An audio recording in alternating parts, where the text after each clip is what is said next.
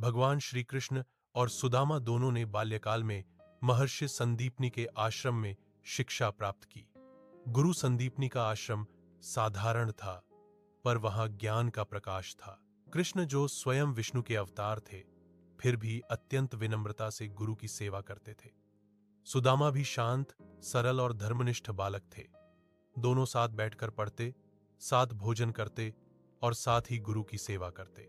एक दिन गुरु माता ने दोनों को वन से लकड़ियां लाने भेजा। अचानक घनघोर वर्षा होने लगी। दोनों भीगते रहे, ठिठुरते रहे, पर लकड़ियां नहीं छोड़ी। कृष्ण ने सुदामा का हाथ पकड़े रखा। उस दिन उनकी मित्रता और भी गहरी हो गई। गुरुकुल की शिक्षा पूर्ण होने पर दोनों मित्र अलग हो गए। कृष्ण ने द्वारिका में जाकर राज्य संभाला और एक महान राजा बने। वे द्वारिका के स्वामी बने, द्वारिकाधीश। सुदामा ने गृहस्थ जीवन अपनाया। वे एक गरीब ब्राह्मण थे। उनकी पत्नी का नाम सुशीला था। सुदामा अत्यंत संतोषी थे। वे भिक्षा से जीवन यापन करते। समय बीतता गया। सुदामा के घर में अत्यंत गरीबी छा गई। बच्चों को कई कई दिन भूखा रहना पड़ता। फटे पुराने वस्त्र, टूटी हुई झोपड़ी और खाली बर्तन, यही उनकी संपत्ति थी। एक दिन सुदामा की पत्नी ने अत्यंत दुखी होकर कहा, स्वामी, आप तो द्वारिका के राजा श्री कृष्ण के मित्र हैं। क्यों ना आप उनसे मिलाएं, वे अवश्य हमारी सहायता करेंगे। सुदामा ने उत्तर दिया, मित्रता का अर्थ याचना नहीं होता। मैं उनसे कुछ मांगने कैसे जाऊं? परंतु पत्नी ने कहा, आप कुछ मांगने मत जाइए, बस अपने मित्र से मिलाइए। शायद आपकी दशा देखकर वे स्वयं समझ जाएं। अंततः सुदामा तैयार हुए।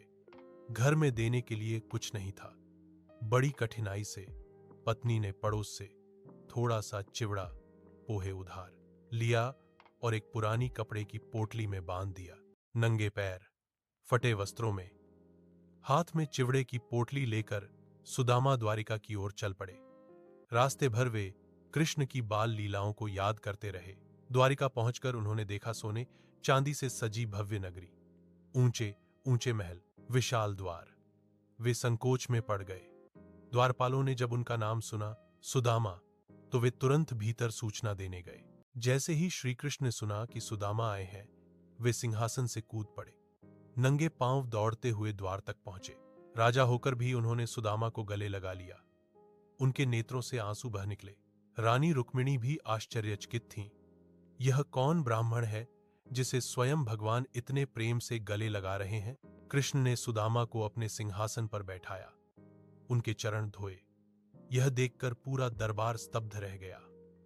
कृष्ण ने मुस्कुराकर पूछा, मित्र, मेरे लिए क्या लाए हो? सुदामा संकोच में पोटली छुपाने लगे, पर कृष्ण ने प्रेम से वह पोटली छीन ली।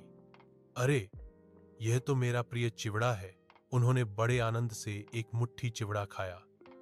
दूसरी मुट्ठी लेने लगे तो रुक्मिणी ने धीरे से उनका हाथ रोक लिया, क्योंकि एक मुट्ठी से ही सुदामा का एक लोक संवर गया था, दूसरी से दूसरा लोक भी मिल जाता। सुदामा 3 दिन द्वारिका में रहे। कृष्ण ने उनकी खूब सेवा की, पर सुदामा ने कुछ नहीं मांगा। वे लौट पड़े। रास्ते में सोचते रहे, मैं कुछ मांग भी नहीं पाया, पत्नी को क्या जवाब दूंगा। जब वे अपने गांव पहुंचे तो अपनी झोपड़ी की जगह भव्य महल देखकर चकित रह गए। उनकी पत्नी सुंदर वस्त्रों में सजी खड़ी थी। बच्चे प्रसन्न थे। घर में समृद्धि थी। तब सुदामा समझ गए, मेरे मित्र ने बिना मांगे सब कुछ दे दिया। वे आंसुओं से भर गए। यह कथा हमें सिखाती है, सच्ची मित्रता धन दौलत नहीं देखती। ईश्वर से मांगने की आवश्यकता नहीं, वे भाव देखते हैं। सच्ची भक्ति में संकोच नहीं, समर्पण होता है। भगवान भक्त के प्रेम के आगे स्वयं झुक जाते हैं। श्री कृष्ण और सुदामा की मित्रता युगों युगों तक अमर रहेगी। एक राजा और एक निर्धन ब्राह्मण पर हृदय से दोनों समान। यह कथा हमें याद दिलाती है कि सच्चा धन प्रेम है और सच्चा वैभव ईश्वर की कृपा।